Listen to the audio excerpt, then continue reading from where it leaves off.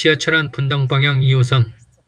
65세 김씨 아저씨와 동년배 박씨 아주머니가 나란히 앉아 있습니다. 박씨 아주머니가 환하게 웃으며 말합니다. 근데 어쩜 오늘도 저랑 같은 구역이에요? 김씨 아저씨가 태어난 척 답합니다. 그러게요. 우연이네요. 사실 우연이 아닙니다. 가위바위보에서 간신히 이겼거든요. 이씨 아저씨가 아직도 분해하고 있습니다. 주변 승객들이 힐끔힐끔 봅니다. 저 두 분 뭔 사이지? 꽤 친해 보이는데? 그런데 이분들 지금 데이트하러 가는 게 아닙니다. 일하러 가는 겁니다. 아마도요. 박 여사님, 일 마치고 시간 되시면 전화 주세요. 다음 콜 안 잡히면 제가 점심 살게요. 박씨 아주머니가 픽 웃습니다. 어머, 또요? 또입니다. 벌써 세 번째입니다. 자, 이 노년의 사랑 이야기 같은 이번 12회 차염의 국민참여재판 열어보겠습니다. 65세 김씨 아저씨, 3년 전 회사에서 정년 퇴직하였습니다. 퇴직금은 애들 결혼에 보탰습니다. 국민연금 나옵니다. 한 달에 48만원.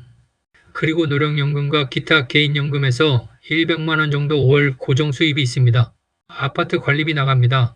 공과금 나갑니다. 병원비랑 약값 나갑니다. 남는 게 없습니다. 자식한테 손 벌리기 싫었습니다. 그렇다고 마냥 집에만 있기도 싫었습니다.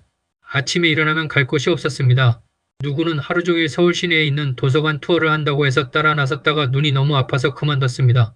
체질에 맞는 사람은 지금도 잘들 다니고 있는 듯 하더라고요. 저는 경제활동을 계속하고 싶었습니다.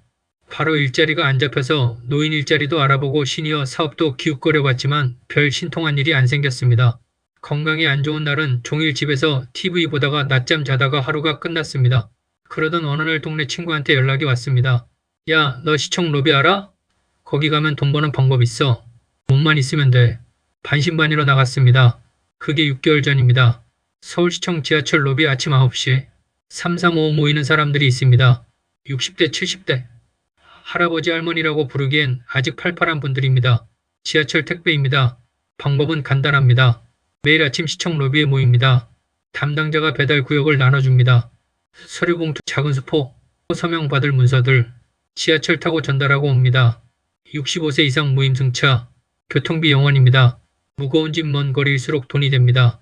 하루 2만원에서 3만원, 잘 되면 5만원, 6만원. 힘도 크게 안 듭니다. 특별한 기술도 필요 없습니다. 지하철 노선만 알면 됩니다. 스마트폰 문자만 읽을 수 있으면 됩니다. 그런데 김씨 아저씨, 지하철 택배만 하는 게 아닙니다. 주말엔 또 다른 일이 있습니다. 웨딩 차량 운전 대행입니다. 동네 웨딩 업체에 이름을 올려뒀습니다. 한 달에 한 건 정도. 예쁘게 차려입은 신랑 신부를 사진 찍는 장소까지 모셔다 드립니다. 하루 10만원에서 15만원. 거리에 따라 벌이가 됩니다. 대신 운전이 주말은 그 일에 매달려야 합니다. 그래도 하루 일과를 마치고 나면 바로 현찰을 받아 되게 뿌듯합니다. 또 어느 주말은 도로공사 야간 신호수로 나가기도 합니다. 밤새 깃발 들고 서 있어야 합니다. 때로는 위험하기도 하고 힘들기도 합니다만 일과 마치고 나면 무조건 하루 15만원 수입이 생깁니다. 일 들어오면 무조건 나갑니다. 한 번 나가면 웬만한 월급쟁이 하루 일당보다 많습니다. 지하철 택배콜이 연결이 안 되는 날엔 한 업체의 차량 이동 서비스도 합니다. 비대면으로 차량을 다른 지역으로 이동시켜주는 일입니다. 차 갖다 주고 지하철 타고 돌아오면 됩니다. 돌아오는 길에 그 동네 차량 이동 오더 잡으면 하루 1만원에서 2만원은 좋게 됩니다. 지하철 택배하면서 운 좋은 날은 연결이 잘 돼 벌이를 이중으로 할 수 있어서 날아갈 듯이 기쁩니다. 그리고 이런 방법도 있습니다. 꼭 몸 쓰는 일만 있는 게 아닙니다. 구청에서 하는 노인 일자리도 잘 알아보시면 노인이 노인 말동무하는 노노 서비스도 있고요. 90 넘으신 분이 공공근로 담배꽁초 줍는 근로도 하시는 분들도 계십니다. 나이가 숫자에 불과하다는 말이 여기서도 통합니다. 정리하면 이렇습니다. 평일엔 지하철 택배 하루 2만원에서 3만원. 공모주 청약은 매달 빠지지 않고 한 달에 10만원에서 15만원. 주말엔 웨딩 차량 운전 대행 한 건에 10만원에서 15만원. 가끔 야간 도로공사 신호수 하루 15만원. 틈틈이 차량 이동 서비스 하루 1만원에서 2만원. 한 달 열심히 하면 80만원 넘게 법니다. 기존 고정 수입 100만원에 부업 수입 80만원. 합치면 대략 180만원입니다. 자식한테 손 안 벌려도 됩니다. 손주 용돈도 줄 수 있습니다. 가끔 박씨 아주머니한테 맛있는 점심도 살 수 있습니다. 여러분, 혹시 이런 일들 처음 들어보셨습니까? 어떻게 시작하는 건지 궁금하신 분들 댓글로 물어봐 주세요. 아는 만큼 다 알려드리겠습니다. 저 노인네는 저렇게 열심히 사는데 나는 뭐 하나 싶으신 분들 댓글 달아주세요. 아는 만큼 답드리도록 하겠습니다. 우리 김씨 아저씨 이렇게 생기 있게 된 이유가 있습니다. 그런 이유가 생긴 게 딱 2달 전입니다. 오전 9시 15분 로비 저쪽에서 세련된 한 여인이 우리 쪽으로 걸어왔습니다. 65세라고는 믿기지 않는 동안의 얼굴이었습니다. 늘씬한 키, 단정한 베이지색 코트, 이목구비가 뚜렷한 박씨 아주머니가 사뿐사뿐 걸어 들어왔습니다. 그 순간 335 앉아서 핸드폰 보던 아저씨들이 일제히 고개를 들었습니다. 허리가 펴졌습니다. 배가 들어갔습니다. 목소리가 한 톤 올라갔습니다. 오늘 날씨 좋죠? 아무도 안 물어봤는데 김씨 아저씨가 제일 먼저 말을 걸었습니다. 박씨 아주머니가 환하게 웃으며 답했습니다. 그러게요. 여기 처음인데 다들 좋으신 분들 같네요. 김씨 아저씨 귀가 빨개졌습니다. 65세 귀가 빨개졌습니다. 박씨 아주머니. 남편은 10년 전에 일찍 떠났습니다. 혼자서 애들 둘 다 키웠습니다. 이제 본인 몸 하나만 간수하면 됩니다. 그 사연을 아는 순간 로비의 아저씨들 한 명도 빠짐없이 오늘부터 신사가 되기로 했습니다. 그 다음 날부터 달라졌습니다. 배분이 시작되는 시간. 담당자가 묻습니다. 오늘 분당구역 누가 갈 거예요? 순간 침묵이 흘렀습니다.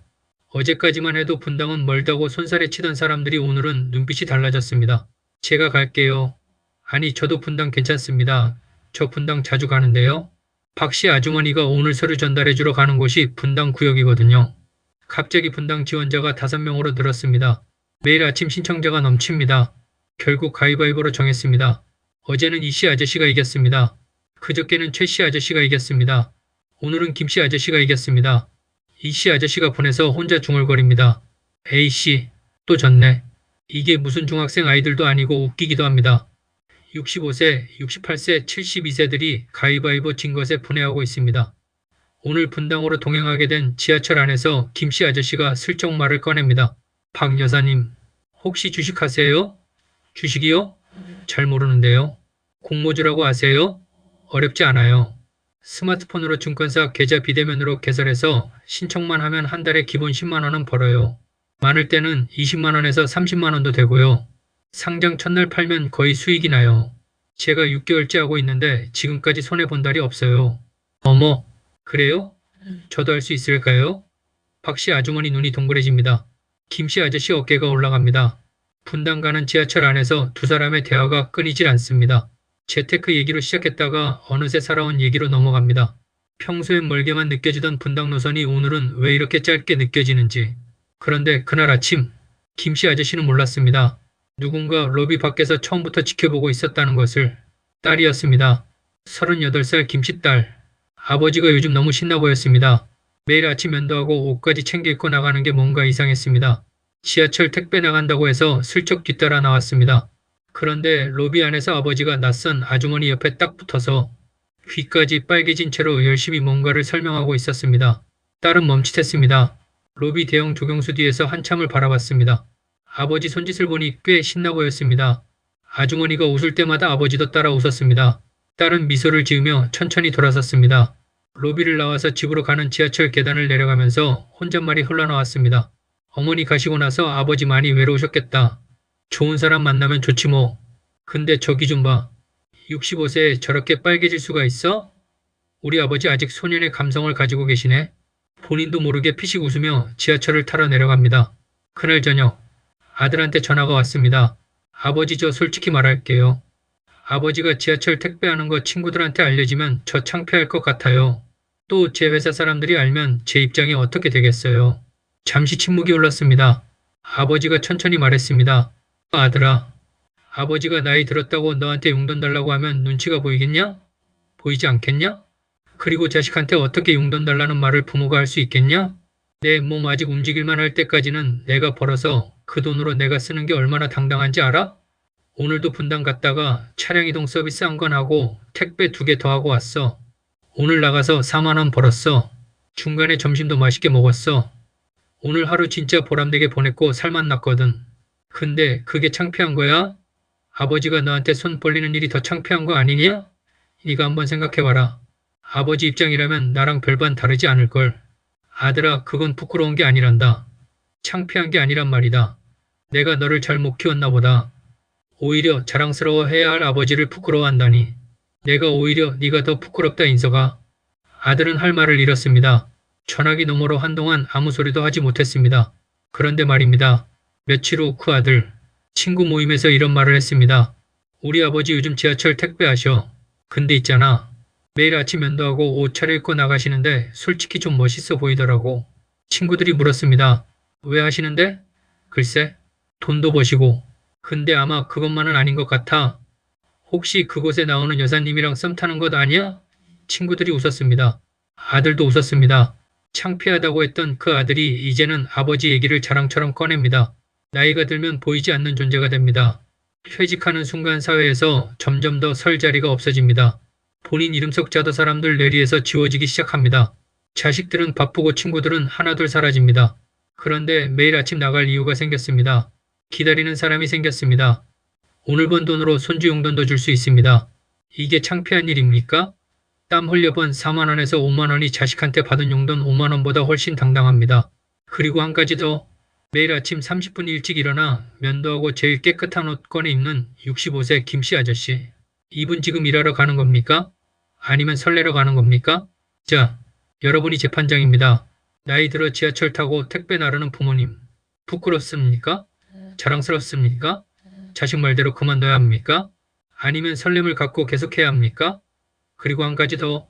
박씨 아주머니 때문에 매일 30분 일찍 나오는 65세 김씨 아저씨. 귀엽습니까? 한심합니까? 이런 주제 계속됩니다.